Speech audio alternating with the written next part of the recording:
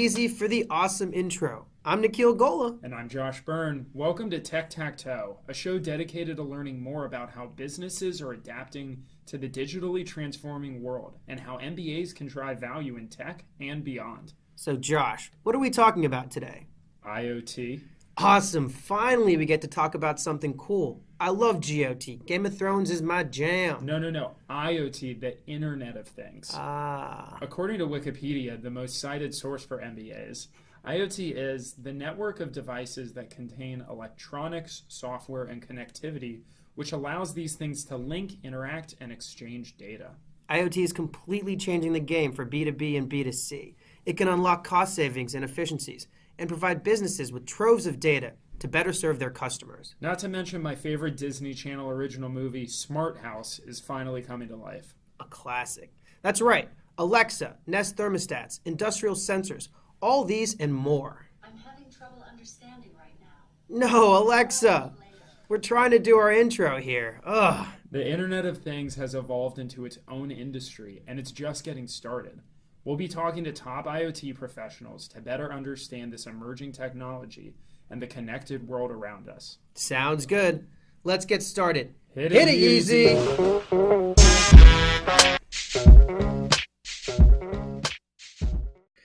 So I'd like to welcome our guest, Michael Mott. Michael is a 95 Fuqua grad. He built his career focusing on strategic partnerships, scalable platforms, and customer-focused products.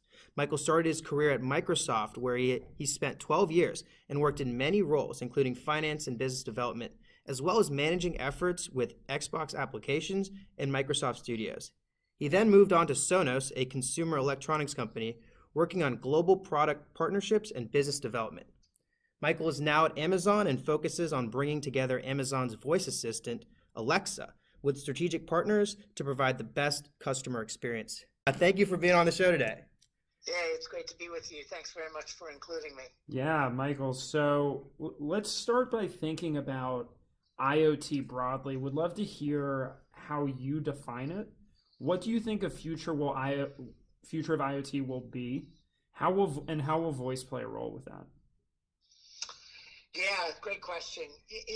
I tend to apply a consumer lens to IoT because I'm sure you've seen some of these graphic images of all the things that are going to be, all the devices that are going to be connected to the internet. And I think the reality is, everything, you're going to have self-driving cars. You've got buildings that are connected to understand everything from maximizing energy to, user movement, et cetera. So, when I think of IoT, I tend to center it on the home, which I know is not all of what, is out there, but certainly it's the thing that I think we feel the most, kind of day in, day out. And so for me, what I think about is a mesh of devices and the connectivity across those devices that ultimately get brought together through control points, whether it's apps as it was in the past, or it used to be dedicated devices back in even the early days of Sonos. You'd have a digital controller for your Sonos device. You have a digital controller for most of your connected devices at the time. But what's happening is it's evolving to apps, and then from apps, I think it's really evolving to something truly consumer compelling, which is voice. So a series of devices connected together, ideally working seamlessly in relevant ways. So, devices that you care about moving together to start your day or end your day by turning off lights and locking doors, and then ultimately controlled through the most, call it, intuitive and comfortable mechanism we have for control and communication, which is voice. So the nice thing is all of these things are kind of converging. You've got devices that can be connected wirelessly because the price of the components to make that happen, now makes it easy for you to make a light bulb, a Wi-Fi enabled device. You've got mesh networks that are improving in their quality and robustness so that you have combination of coverage and confidence in the quality. And then you've got this emerging, control capability, which is voice, all kind of woven together with a connection to the cloud that allows these things to get smarter, improve over time, refresh, take history into account where it makes sense, that type of thing. So anyway, IoT is a big topic. I think of it primarily in the home and in those devices that really kind of make your day easier than it might have been if you had to open up an app or, God forbid, go and walk and turn on a light switch. Oh, no, we don't walk or press buttons anymore. That's right. Awesome. So let's double click into voice assistants. You're working a lot with Alexa right now. Can you break down the big players that have voice assistants? How are they similar and how are they different? Yeah, it's really interesting. It used to be that there were a whole bunch of voice assistants, and most of them you'd interact with kind of over the phone. But now what's happening as these devices, which I mentioned, are getting smarter, more processing power, the ability to add microphones to them, at cost and with quality capture. There's a few that are clearly emerging as I'll call primary interaction points with customers. So we've got Alexa from Amazon. There's OK Google, which has been around for a long time on phones and now kind of emerging in devices on the home. Apple and Siri, outsourced, but still very much part of their customer experience. You've got Microsoft with Cortana, and then it kind of falls. Not that there's a quality cliff, but there's certainly a number of other voice assistants that are specific to China, specific to Japan, specific to a mobile carrier, for example, as they have with Aura in Telefonica or Magenta in Deutsche Telekom. So, but the big meaningful players, I think, bring together, I'll call it, millions of endpoints, robust experiences in terms of data access, personality, quality of response, robustness of developer support, and they really are Amazon, Google, and probably Apple, just based on those criteria. I think they're, so those are the players, in a minute and a half, and the centering of I'd say, three big ones for now, right? And that's the key piece. If you look back to the internet, when all the different search engines were out and about, there were Alta Vista and InfoSeek and all these early players. And I think that's where we are right now. We're in the early stages of that. And so you've got the current leaders. And to answer your question about how they break down, I'm a little biased, obviously, but I do think Alexa really is the consumer-centric assistant. The way that our leadership, Tom Taylor, who heads up that group in particular, he really talks about Alexa as, imagine you had the world's best assistant always available to help you, as if they were just like walking next to you throughout your day. And in some cases, they're answering questions. And in the future, they're anticipating questions or informing you of opportunities or letting you know about upcoming activities and so forth. So with Alexa, we think of it very much as, hey, what would it be like to have the world's best assistant kind of right next to you at all times, helping you address other questions or opportunities. And the model around that is, hey, if she's good at doing that, then you're going to have a great relationship with Alexa, and you're going to have a great relationship with Amazon, and we'll figure out how we create value for that customer, or how that customer creates value for Amazon. With Google, I think they have some of the same attributes.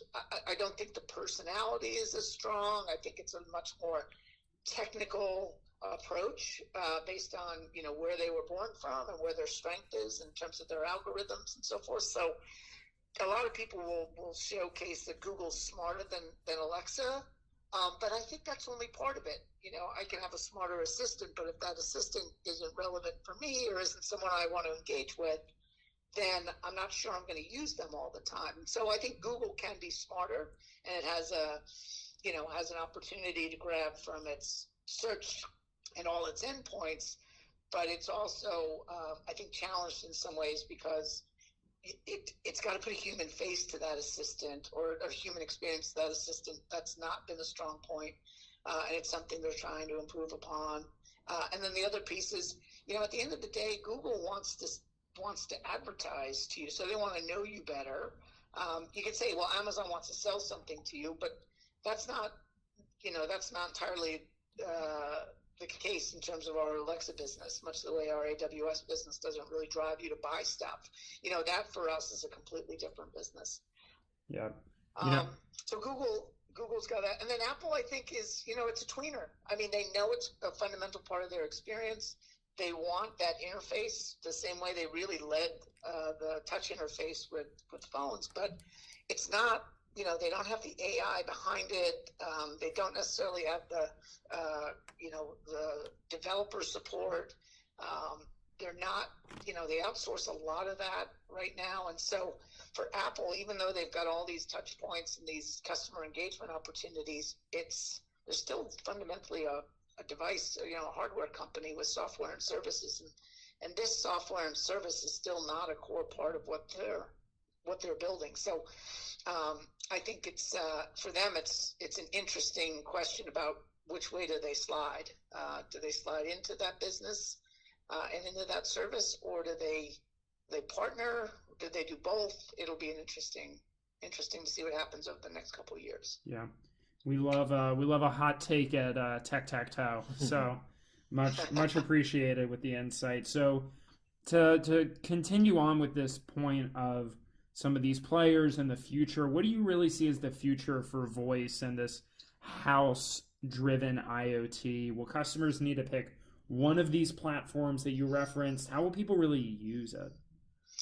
Yeah, that's a great question. When I worked at Sonos, we wrestled with this question, right? And in fact, because we weren't Amazon and we weren't Google, and we were kind of trying to figure out what was best for the customer experience, in that case for music. So, I ultimately landed at Amazon because I aligned more with their philosophy, which is, hey, there's going to be multiple voice assistants out there, much the way there were multiple search engines and there's multiple operating systems. And that's kind of where we are. Like in the beginning, there's going to be a lot, and there'll be some that are really good at, let's say, the personality, some that are really good at getting the right answer, maybe some that are just really good at capturing what you're asking for because they've got the hardware tuned better than the other devices or service providers. But my feeling is that there will be multiple assistants.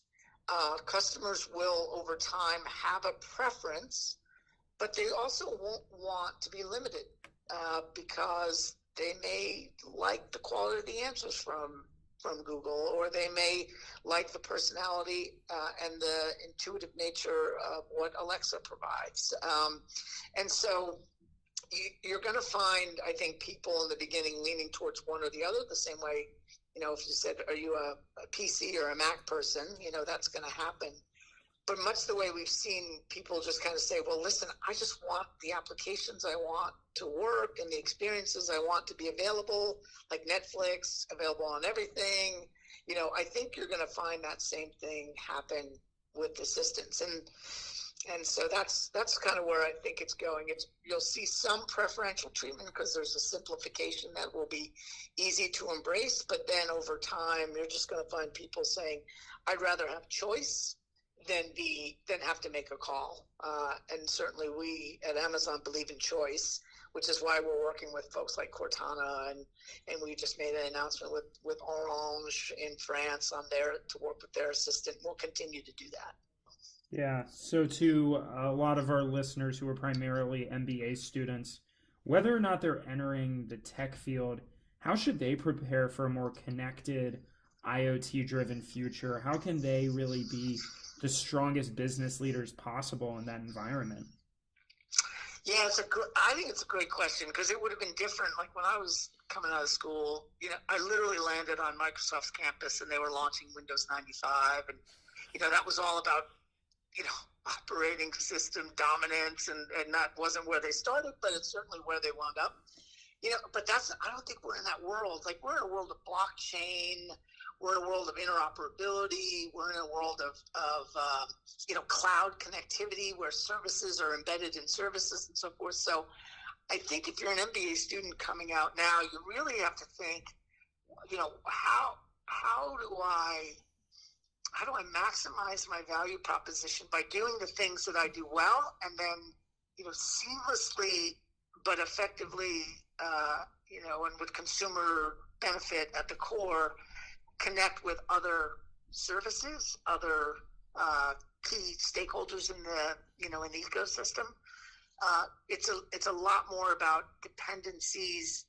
Not dependencies. It's a lot more about building core capabilities and then figuring out how do you leverage, I'll call it, a connected set of services that you don't necessarily need to build, but you can deliver together in order to create a value for the customer. I think this idea of going deep vertically is not what it's about. It's really about how can you find a core value proposition or capability, and then figure out what those vertical contributors are going to be that allow you to execute more effectively, faster, et cetera. So that's a very different approach, I think, than you might have had if you were trying to build, a dominant X or Y type of product, from even a few years ago now.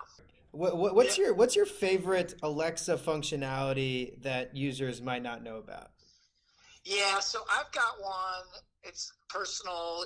If you're an MBA student, you probably don't need it unless you've got a lazy roommate or a teammate who's never, getting to class on time. So I asked Alexa, I said, Alexa, wake up my daughter. And then Alexa actually suggested to me, she said, well, we have a wake up your teenager skill. Would you like to use it? And so, of course, I answered yes. And so now each morning I can leave a message for my daughter so that she has, her good thought for the day, or her reminder to be a, good driver, or fill the car with gas, or, give her dad a hug. And so that's probably one of my favorite skills. If I had a skill that could keep her from unplugging Alexa, that would probably be my second favorite skill. There you go. I could definitely use that too. I could try to get my roommates to take out the trash a little bit more. There you go. That's exactly it. Nice. Well, Michael, thank you so much for the time. I know I'll be hopefully seeing you out in Seattle as I move out west this summer. But awesome. It's been great, and hearing about your experience with Alexa and the future of IoT, very bright and exciting. Thank you. Yeah, should be. Thanks very much, guys. Look forward to having you in Seattle. Awesome. Yeah. Thanks, Appreciate Michael. it. All right.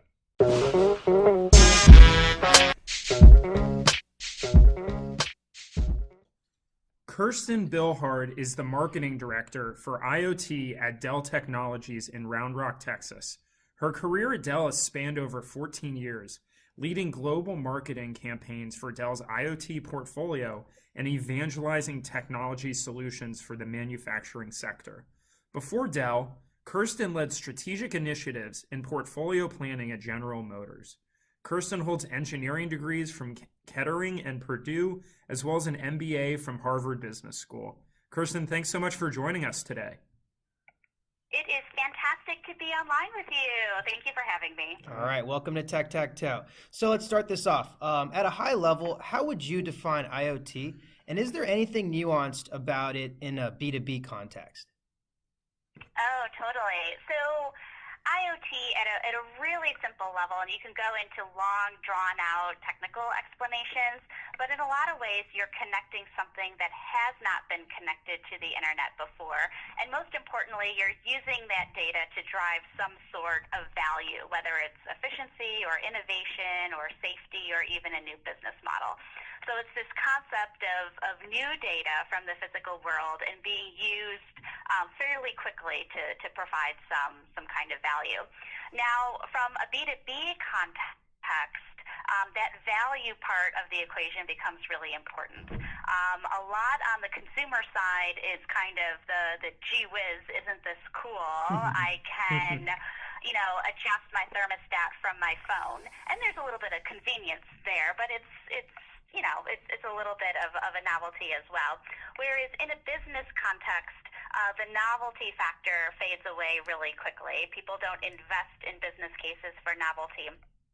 They want to see genuine ROI, genuine business value. Usually that shows up on a balance sheet. So you're looking for efficiencies that pencil, genuine savings on something that usually translates to dollars, or something that's going to positively impact their customer experience, to help make that customer, give them reasons to stay with them for longer and in a more profitable way, to support their workforce through a more safe environment, or to make adjustments to a business model, to do things like replace capex with capex and make their financials stronger in a way that's meaningful for them. Great. And when you speak about some of these different examples, can you really focus on your role and what you work on day to day at Dell and how it translates to that B2B context?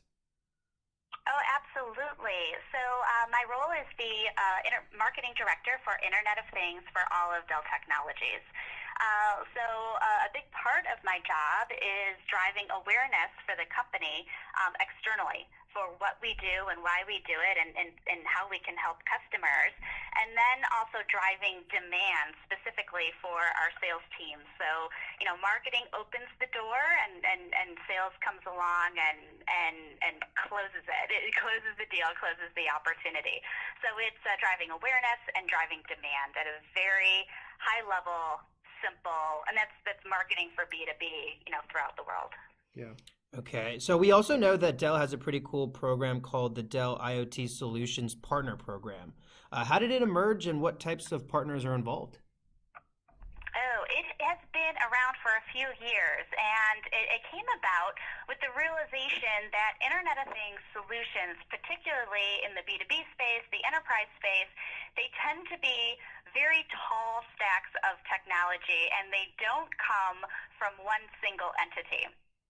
You really can't go to any technology provider, and this certainly includes Dell Technology, and say, I want a complete end-to-end IoT solution and expect anyone to deliver on that. And that is because Internet of Things is part IT and it's part OT, which is operational technologies. It's these two streams coming together. So in that context, partnerships are incredibly important to be able to deliver a more complete solution. For example, we have a relationship with Tritium that is part of Honeywell, and they have expertise in building automation, in manufacturing, and we're able to take their technology, combine it with our technology, and it gives a much more complete solution for the end customer. And that's what the partnership program is designed to enable, to be able to showcase to our customers a range of different technologies that enable them to develop a more complete solution. And that can be ISVs, so software providers. It could be sensor providers on the hardware side, different software applications, or tricks. It could be system integrators, so the folks who can to act as a general contractor to design, build, and even deploy an IoT solution. So we see partnerships as quite fundamental to the design, development, and execution of a full, complete Internet of Things type solution. Yeah, absolutely. I like this. Like IT and OT joined forces, and they became IoT. They're Right. superheroes. So Dell's IoT focus. A lot of Dell's IoT focus is currently on a lot of industrial and building automation, as well as fleet management. Would love to hear really like that Honeywell example, maybe another success story within one of these verticals. Yeah, we do like building automation quite a bit. I would highlight on the industrial side a customer who's been with us for a long time is Emerson, and they're a large, well-respected name, and we've been proud to call them a customer for a very, very long time. And, this manufacturing space, customers have been very careful to move into the world of IoT. These are folks who do not take unnecessary risks, who do not want to upset their operations. And Emerson has done a really nice job of moving forward and connecting the valves that they build for their customers. And these valves, if they don't work correctly, it could shut down a plant. It's fundamental to the efficiency and the safety of a process manufacturing environment. And so they've brought forward some connected valve solutions, and then our infrastructure in terms of a gateway are part of that solution too. And so again, this is an example of they're the OT, we're the IT, kind of the better together. IT plus OT equals IoT. It also showcases the relationships that develop between two very large companies to create something that's in some ways bigger than either one could do on their own. Got it. So you talked a little bit about how Dell messages the importance of IoT through the savings and the balance sheet impact. Is there anything else that Dell does to message the value proposition, knowing that you also spoke a bit about, the hype surrounding IoT these days? Right. And, we work to be pragmatic. It's easy in the world of IoT to kind of spin yourself off into the world of fairy tales. And what if you connected this? And what if your refrigerator could talk to the washing machine, could talk to the dishwasher?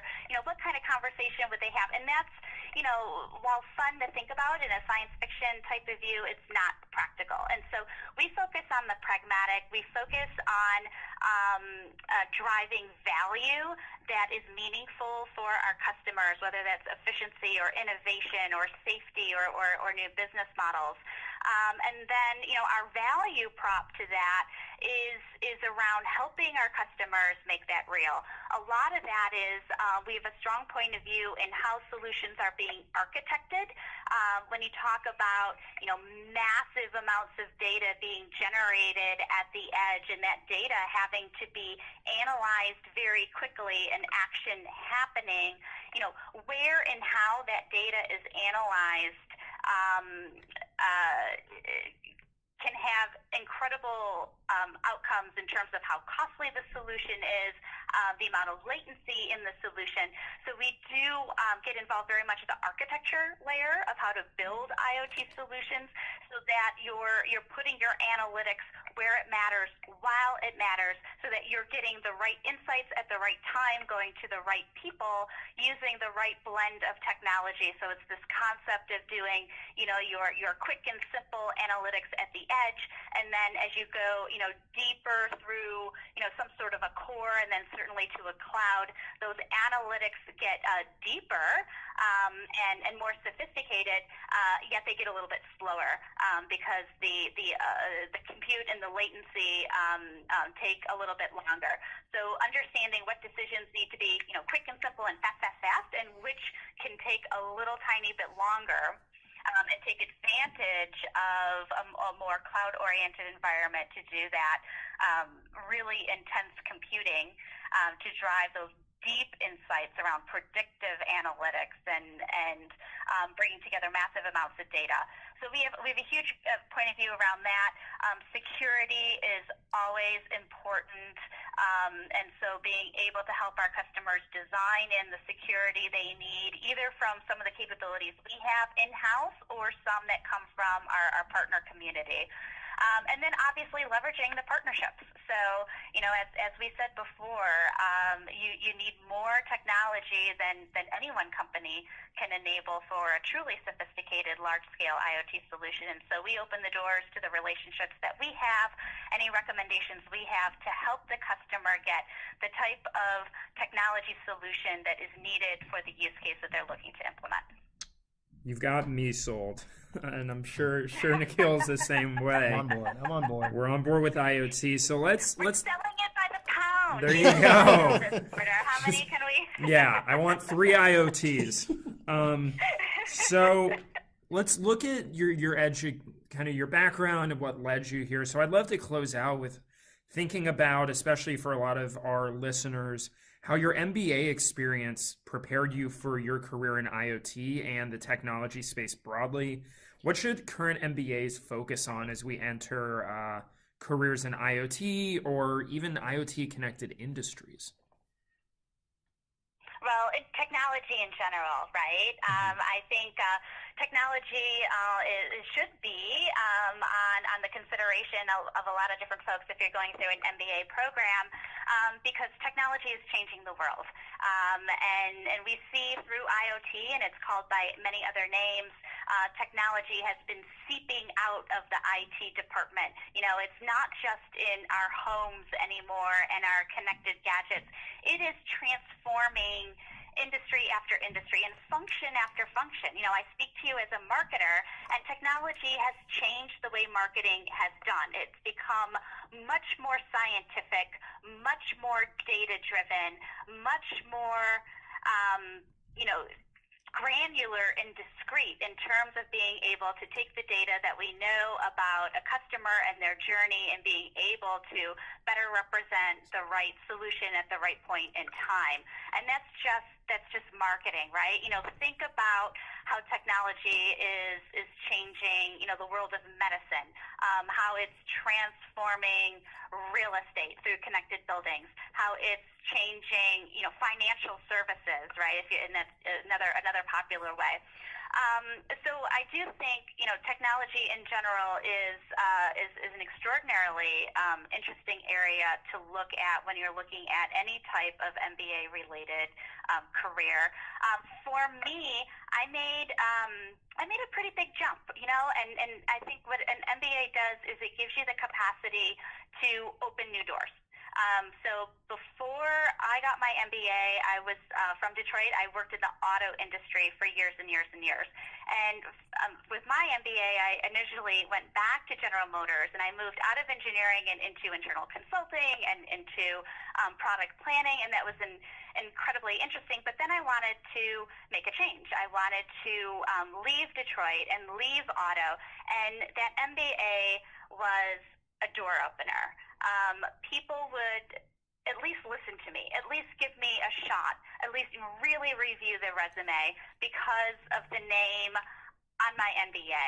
And so there's a door opener aspect that I hope all the listeners here recognize and at some point of their life take advantage of, that you have this name that kind of gives you that smart person choice, that big thinker points, and you can go out there and have the courage and conviction to say, you know what, I think I can do this job in this new industry, in this new function that I've never done before, because I've shown that I have, the chops and the ability to work hard and take on new challenges, and a lot of those soft skills and analytical skills that let you be successful in a huge range of opportunities. Great. Wow. Well, thank you so much, Kirsten, for sharing your story and all the insight on IoT and explaining what Dell is doing to move the ball forward. So, Kirsten, thank you so much for being on the show. Yeah, thank you. You are so welcome. Have a great day.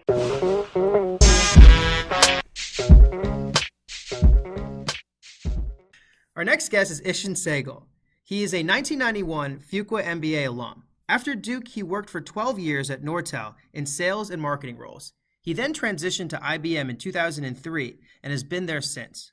Although he has led various teams and initiatives at IBM in his 15-plus years at the company, he currently serves as the program director for the Watson IoT for Connected Products and Predictive Maintenance team. That's a mouthful.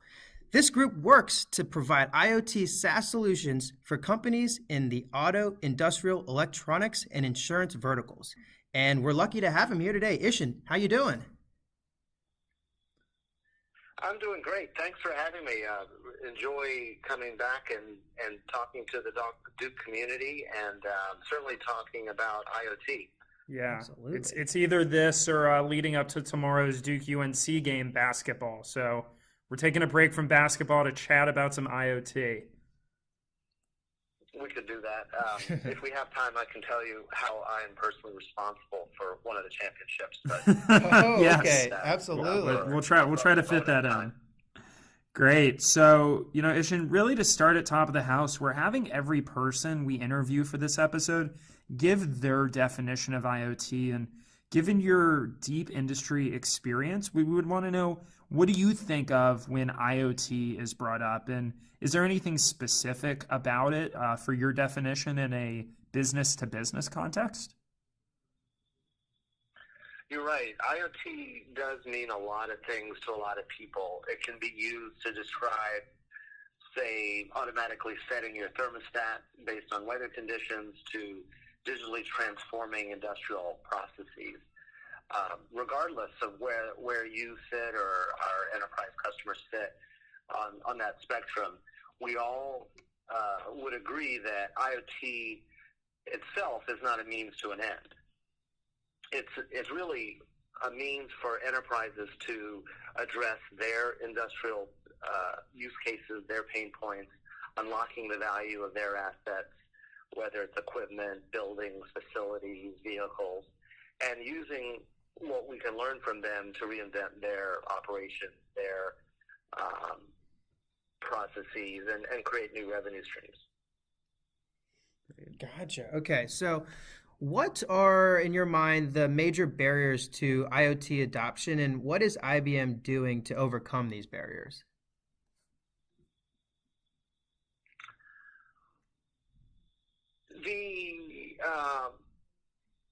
What we're doing is helping businesses improve their operational efficiency of their assets and reduce their costs by using IoT data and AI. And I'll give you a few examples of that. Say a reliability engineer at a manufacturing facility. He's tasked for minimizing downtime on the factory floor and optimizing maintenance, whether it's a maintenance policy or a maintenance personnel. With IoT data and analytics, or AI, he can get this information on his equipment performance in real time and manage the health of the critical assets. He can predict failures. He can plan for maintenance, adjust his maintenance policies so that production goes on with minimal interruption. Or take a facilities manager for a retailer. He's tasked with optimizing facility operations across multiple buildings with measurement data coming from sensors around the buildings and analytics. She could learn more about how the building responds to factors like occupancy levels or weather and drive optimal performances or optimal energy policies and use management rules and occupancy rules to reduce costs and ultimately provide a better experience for the occupant or the customer. I'll just put out a third example of a systems engineer in a automobile manufacturing use case. He's trying to manage the life cycle of a complex connected system like an autonomous vehicle. Similar to what we might be seeing in these new generation of vehicles. Mm-hmm. I can say that because I just, after 12 years of college bills, bought a new car for myself. There you go. Time to celebrate.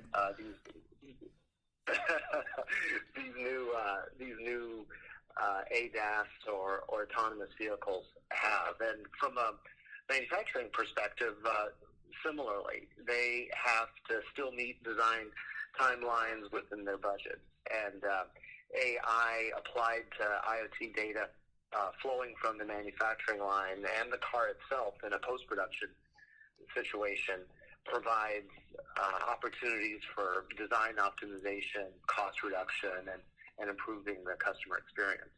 Great.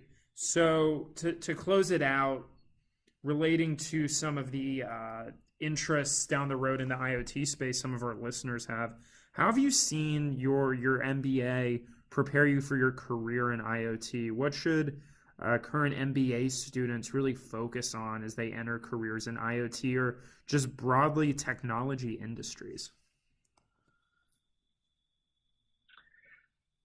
I think an MBA has a lot of great perspectives to bring to these customers in these cases. Inevitably, IoT is a transformational process for these industrial customers. They're coming from perhaps decades-old systems and old processes, and they're looking for ways to improve these their operations. And IoT is a way to is an example of a technology bringing together really several technologies to help solve these problems. Where an MBA and that MBA perspective can help is bridge that current way of help the customer, help the enterprise bridge the current way they're doing business to how and their current pain points, and how technology, and in this case IoT, can help reduce those pain points or reduce the cost or improve ROI. Ultimately, in any transformation, you need to understand how they're doing business today, what are their pain points, and how they want to measure those pain points, and how the new solution measures up to those KPIs or key performance indicators, such that once implemented, you have defined success criteria, and you can now move that transformation over to an adjacent use case. All right, so last question of the interview. When we kicked this off, you said that you single-handedly led to a Duke national championship. We got to hear this story. Well, my background starts with engineering from NC State, and when I was at NC State as a freshman, that was the year the cardiac pack went from almost a 500 season to national championship. And during that year, I was there on campus. Fast forward 4 or 5 years from then, I was on campus at Duke at the Fuqua School, and in 1991, Duke began its championship run. So in both cases, I was a student. I was there taking classes, and in both cases, they won the championship. So whoever said correlation is not causation. You got the magic touch. Very mistaken. We're going to need you to make the drive from Raleigh to Durham tonight. Can you enroll in a PhD starting tomorrow? Awesome. Cool. Well, thank you so much for the time, Ishan. Well, this year there's a lot of raw talent. I'm referring to yourself, not. There we go. On the team. This tic-tac-toe recruiting class is looking good. Well, thank you so much for being on the show. Your insight was great. Have a good rest of your day. Thank you.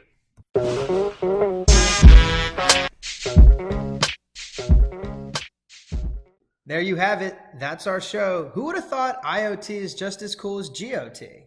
So, Nikhil, should we break the tough news to them? Yeah, sad news, listeners. This is me and Josh's last time hosting Tech-Tac-Toe. Pretty unfortunate, but we're going to be handing it off to some great hosts, and we're really excited to see the show grow. It's been a joy starting this show and having so many great conversations with our guests in the tech field. Thank you to the millions of listeners who have tuned in, and special shout out to my cousin Juthan, who said I cut off the best guest we ever had in episode 2. Not to say that our other guests haven't been great. We love all of you. And also shout out to my grandpa, who used Tech-Tac-Toe to learn how Apple Podcasts work. All right, there you have it. Tech-Tac-Toe signing off. And to Kanye West's attorneys, we can be reached at david.bennick@duke.edu. Peace.